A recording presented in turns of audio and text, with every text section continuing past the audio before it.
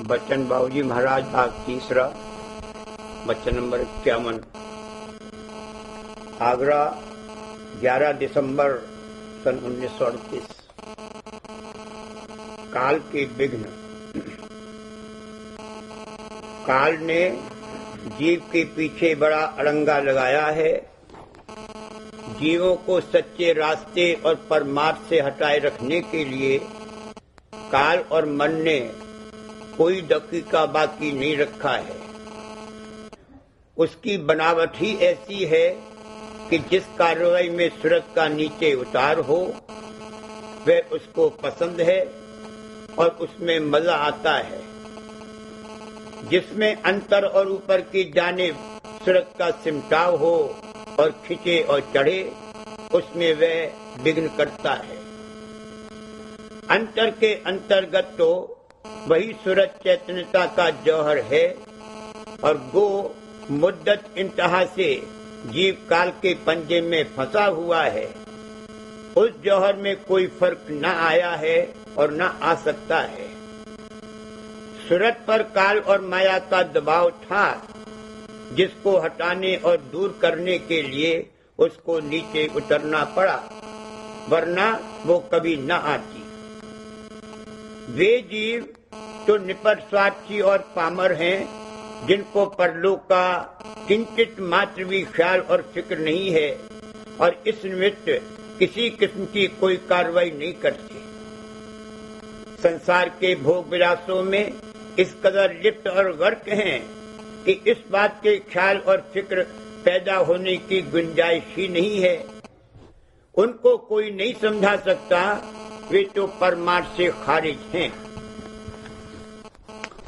दूसरे वे जड़ बुद्धि जीव हैं जो पत्थर, पानी, पेड़ और पशु पूजते हैं या परोपकार और दान पुण्य और शुभ कर्म आदि करते हैं या कर्म कांड की कोई क्रियाएं करते हैं या ग्रंथ आदि की टेक रखते हैं या झंडा, निशान और समाज वगैरह की पूजाओं में अटक रहे हैं या तीर्थ यात्रा और देशाटन करते हैं वगैरह वगैरह और इसी को परमार्थ समझते हैं। वे जीव जड़ बुद्धि हैं और जड़ स्वार्थ को लिए हुए जड़ चीजों ही को पूजते हैं और इन्हीं में उनको भाव आ सकता है। परमार्थ और परलोक के नाम पर सिवा इन जड़ क्रियाओं के कोई और बढ़ के दर्जे की कार्रवाई वे नहीं कर सकते।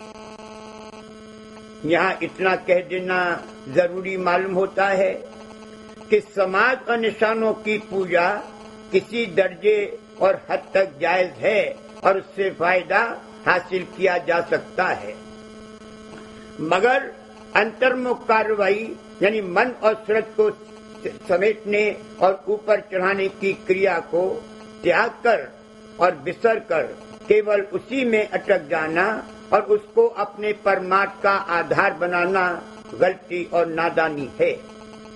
अगर किसी जगह समाधों और निशानों की पूजा इस दर्जे तक पहुंच गई है तो उन लोगों में और मूर्ति पूजा करने वालों में कोई फर्क नहीं है और वे लोग संत मत से और सच्चे परमार्थ से खारिज हैं, चाहे कोई हो। तीसरी किस्म में वे लोग हैं जो अंतर्मुख अभ्यास तो नहीं मगर उसके जाहिरी लवाजमात की कार्रवाई और संयम आदि करते हैं और इस निमित्त संसार और घर बार को त्याग कर जंगल पहाड़ वगैरह में जाकर रहते हैं। जिस समय और युग में और जिस देश में जो अभ्यास जारी किए गए थे वे उस वक्त के जीवों के अधिकार के बमुजिब थे। उन अभ्यासों को उसी वक्त के जीव कर सकते थे। अब पिछले युगों की कार्रवाइयां जैसे प्राणायाम और अष्टांग योग आदि के अभ्यास विधि पूर्वक कदापि नहीं बन सकते। हाल के जीवों में न तो वह अधिकार है और न वह बल और पुरुषार्थ ही है जिससे कि वे अभ्यास बन सकते थे। यह बात निश्चय है कि प्राणायाम और अष्टांग योग के अभ्यास विधि पूर्वक करने वाला इस वक्त एक भी शख्स नहीं मिल सकता। ये वो समय ही नहीं है। हजारों लाखों में से कोई इक्का दुक्का निकलेगा जो इस कार्रवाई को करता हो, मगर वह क्या करता है और उससे उसको क्या प्राप्त होता है उसको भी अच्छी तरह से समझ लेना चाहिए। जैसा ऊपर कहा गया है, वे लोग इन अभ्यासों के संयम आदि ही कर पाते हैं और इनके करने से किसी किसी को कुछ शक्तियां हासिल हो जाती हैं, जैसे प्राण, वायु और श्वास की शुद्धि करके उस पर काबू हासिल कर लेते हैं। तन की शुद्धि करके उसकी ताकतों पर भी काबू और इख्तियार पैदा हो जाता है, यानी आहार खाया और अपनी ताकत से उसे फौरन हजम कर लिया, इस तौर से कि उसका विकार शरीर में न पैदा होने पावे वगैरह वगैरह। मगर वास्तव में ये वो शक्तियां हैं जिनका पहले हासिल कर लेना जरूरी था, वास्ते इसके कि प्राणायाम और अष्टांग योग का अभ्यास बन सके और चक्र बींधने की कार्रवाई कर सके। 30-30 और 40-40 बरस जंगल और पहाड़ में गुजारकर नीचे दर्जे की कुछ सिद्धि शक्ति प्राप्त करके वे समझते हैं कि हमने सब कुछ पा लिया। वे चक्र नहीं बीन सकते। अगर बहुत हुआ तो किसी बिरले ने नीचे के 1-2 चक्र फतेह कर लिए, इससे ज्यादा कोई नहीं कर पाता है। पिंड के 6 चक्र बींध कर योगी गति प्राप्त करना और फिर ब्रह्म पद में पहुंचकर योगेश्वर ज्ञानी गति प्राप्त करना, इन अभ्यासों से इस वक्त में नामुमकिन है। कहने का मुद्दा ये है कि पिछले युगों के अंतर्मुख अभ्यासों के कुछ प्रारंभिक अंगों की क्रिया करके वे लोग अपनी जिंदगी खत्म कर देते हैं। उनको अपनी इस करतूत का बड़ा अहंकार होता है, जिसकी वजह से वे न किसी की बात को सुनते हैं और न समझ सकते हैं। चौथी किस्म के वे शख्स हैं जिन्होंने विद्या उपार्जन करके अंतःकरण के घाट की बुद्धि को बहुत जगाया और बढ़ाया है।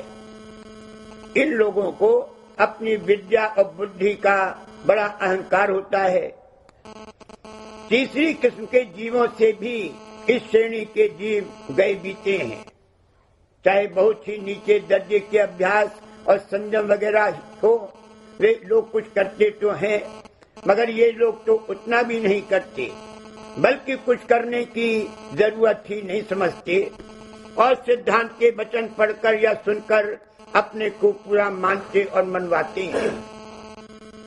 पिछले महात्माओं ने तो तन, मन और इंद्रियों का दमन करके और बड़ी बड़ी काष्ठाएं उठाकर और योगाभ्यास करके कोई गति हासिल की थी और अपने सिद्धांत पद में पहुंचकर जो उन्होंने देखा उसको कहा था।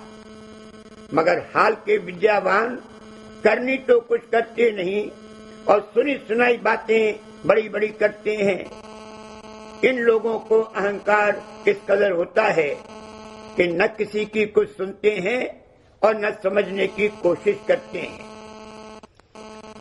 दुनिया में कोई उनको नहीं समझा सकता, वे तो अपने कर्मों का दंड 84 में भोगेंगे।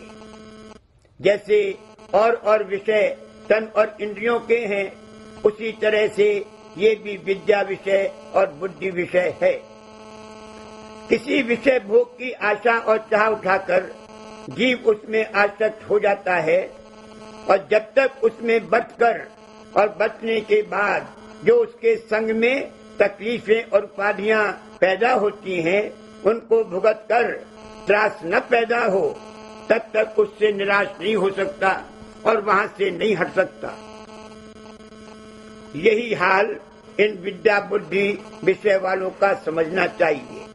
इनसे तो भोले भाले तीर्थ मूर्त व्रत करने वाले जीव ही बेहतर हैं कि जो समझाए से समझ सकते हैं और सीधे रास्ते पर आ सकते हैं। जो अपनी किसी गरज और मतलब के लिए तीर्थ मूर्त व्रत वगैरह करते हैं, वे तो कपटी हैं, मगर उनमें कुछ भोले भाले लोग भी होते हैं जो वह काम सिर्फ इसी निमित्त करते हैं कि हमारा परलोक सुधरे और परमार्थ बने। ऐसे जो जीव हैं वे समझाई से समझ सकते हैं। वे अनजान हैं और जानते नहीं हैं कि असली परमार्थ क्या होता है। जो उन्होंने सुना या किसी को करते देखा वही करने लगते हैं, मगर चूंकि भोले भाले हैं इसलिए सत्य मार्ग का भेद समझाया जावे तो समझ जावेंगे। बरक्सिस के तीसरी और चौथी किस्म वाले लोग अहंकारी होते हैं, इसलिए वे किसी की कुछ नहीं सुनते, अपने अहंकार में डूबे रहते हैं। चौथी श्रेणी में बहुत से लोग अपना आचार विचार व्यवहार बर्ताव सुधारने पर बड़ा जोर देते हैं। इस देश की नीति और धर्म के अनुसार बरतने की खुद भी कोशिश करते हैं और दूसरों को भी इस पर जोर देने का उपदेश करते हैं। इसी को वे लोग परमार्थ समझते हैं। इस देश की विद्या उपार्जन करके और अंतःकरण के घाट की बुद्धि जगाकर और यहाँ के नीति व धर्म वगैरह की समझ धारण करके वे लोग अपनी इंद्रियों और तन और मन पर कोई काल तक काबू रख सकते हैं और उनको अनीति और अधर्म में बरतने से रोक सकते हैं। इस श्रेणी में जपी तपी ब्रह्मचारी सन्यासी आदि सब आ गए। वे लोग मन की संकल्प शक्ति और बल व पुरुषार्थ के जोर से इंद्रियों का दमन करके उनको रोकते हैं और जब तक उनको ये बात हासिल है तब तक उन लोगों का व्यवहार बर्ताव व रहन सहन और लोगों की बनस्पत जिन्होंने की संकल्प शक्ति और मन बुद्धि को नहीं जगाया है ज्यादा दुरुस्त और ठीक मालूम होता है। देखने वाले भी उनकी बड़ी तारीफ करते हैं और उनको खुद भी अपनी इस कार्रवाई का बड़ा अहंकार होता है और अपने को सबसे उत्तम पुरुष मानते हैं और बेगुनाह ख्याल करते हैं। मगर चूंकि वे घाट बदलने की कार्रवाई और अभ्यास नहीं करते इसलिए उनका कुछ एतबार नहीं है। जैसे तन की अवधि है कि अमुक समय के बाद उसका जरूर विनाश हो जाएगा, उसी तरह से मन की संकल्प शक्ति और अंतःकरण के घाट की बुद्धि की भी अवधि है। जब वह गायब होगी या होने लगेगी तब अपने को नहीं संभाल सकेंगे। असल में घाट बदलना चाहिए। अंतःकरण का घाट बड़ा मलिन और चंचल घाट है। इससे तो वे लोग अच्छे हैं जो अपने को गुनहगार ख्याल करते हैं और जिनको अपने गुनाहों का पश्चाताप होता है और जो समझाए से समझ सकते हैं। वैसे विद्या वाले और बेविद्या वाले दोनों गुनाहों से भरे हुए हैं, क्योंकि दोनों अंतःकरण के घाट पर बैठे हुए हैं। मगर विद्या बुद्धि के अहंकारी और अभिमानी क्योंकि अपने को बेगुनाह समझते हैं इसलिए किसी के समझाए समझ नहीं सकते और इसलिए खाली रहेंगे।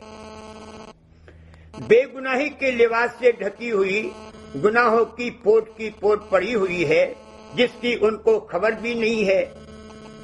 कुछ दिनों के लिए उन्होंने एक आरजी बेगुनाही का बांध खड़ा कर दिया है और रोक लगा दी है। जब उस गुनाहों के समुद्र में तूफान आवेगा और दरिया में बाढ़ आवेगी तब वह बांध टूट जाएगा और कुछ काम नहीं देगा। जब पाप की धारों की मूसलाधार वर्षा होगी तब वे उसको नहीं रोक सकेंगे। बरक्सिस के जो लोग अपने को गुनहगार समझते हैं और जानते हैं कि हम गुनाहों से भरे हुए हैं, उनको पछतावा होता है और अपने गुनाहों के लिए झुरते हैं और मालिक के आगे माफी के लिए दीन होते हैं और मालिक की शरण ताकते हैं। वे समझाए से समझ सकते हैं और सीधे रास्ते पर आ सकते हैं। उनके गुनाह माफ हो जाएंगे। इसीलिए कहा गया है कि जो अपने को बेगुनाह समझते हैं मगर मालिक की शरण नहीं प्राप्त है तो वे बढ़ के गुनहगारों में गिने जावेंगे और जिनको मालिक की शरण प्राप्त है उनके सब गुनाह माफ हो जावेंगे। इसका ये मतलब नहीं है कि गुनाहों की तारीफ की जाती है। जानबूझकर कोई गुनाह और पाप कर्म या ऐसा काम जिसमें अपना ख्वाह दूसरों का नुकसान हो नहीं करना चाहिए। अगर कभी भूल क्यों गलती हो और उससे सच्चा पछतावा और पश्चाताप पैदा हो और दीनता आवे तो उसमें मालिक की दया नाजिल होगी। जो शख्स मन के घाट की बुद्धि और समझबूझ से यहाँ की सांझी सजाए हुए रखता है और अपने को बड़ा साफ और दुरुस्त जाहिर करता है और इसका बड़ा अहंकार रखता है, उसको कभी वो दीनता आवेगी ही नहीं जिससे मालिक की दया प्राप्त हो। अभी तो अपने को बेगुनाह समझता है, मगर जब अंतःकरण ही के घाट पर जरा सिमटाव और खिंचाव होगा तब उसको खबर पड़ेगी और मालूम होगा कि काल और मन किस कदर अंतर में चलने में विघ्नकारक होते हैं। कहने का मतलब ये है कि भक्ति करके सूरत का जौहर बरामद हो और प्रेम पैदा हो, इस कार्रवाई से हटाए रखने के लिए काल और मन ने नाना प्रकार के विघ्न लगाए हैं और उल्टी समझौती देकर जीवों को उल्टी कार्रवाइयों में लगा दिया है और ऐसा अड़ंगा लगाया है कि किसी के समझाए कोई नहीं समझ सकता। हजारों किस्म की कार्रवाइयां परमार्थ के नाम से जारी हैं और हर एक शख्स समझता है कि जो मैं कर रहा हूं बस वही परमार्थ है। सत्य परमार्थ तो ये है कि पहले मन और सूरत इस पिंड से न्यारे हों और फिर सूरत मन से न्यारी होकर जाल देश में पहुंचे और परम प्रेम और परम आनंद अवस्था को प्राप्त हो। जिस देश से धार आ रही है उसको पकड़कर चलने से उस देश में पहुंचेगा और वहां की संपत्ति प्राप्त होगी। पिंड देश और ब्रह्मांड देश के परे जाल देश से जो जाल पुरुष की धार आ रही है उसका भेद और पता लेकर अंतर में चलेगा, वो जाल देश में पहुंचेगा और उसको जाल पुरुष की संपत्ति यानी प्रेम और आनंद प्राप्त होगा, जो कि केवल भक्ति, दीनता और सद्गुरु की शरण से हो सकता है। शरण से कर्म कटेंगे, कर्म काटने की युक्ति सिवा शरण के और कोई है ही नहीं। जिस कदर कर्म कटते जावेंगे भक्ति जागती जावेगी और सूरत न्यारी होती जावेगी और जब सर्वांग करके सूरत निकल आवेगी तब प्रेम पैदा होगा। दीनता मालिक की दया प्राप्त करने का जरिया है। दया की धार निहायत कोमल और संकोचवान है। जहाँ उसको जरा भी मुखालिफत हुई यानी मन व माया का पर्दा पड़ा कि अंतर में सिमट जाएगी और रुकी रहेगी, इंतजार करेगी। जब वह पर्दा और मुखालिफत हटेगी तब आएगी। दया हासिल करने के लिए जैसी वो कोमल है वैसी ही कोमलता अपने में पैदा करनी चाहिए। जो बड़ा कठोर और जालिम है वह कभी मालिक की दया नहीं प्राप्त कर सकता।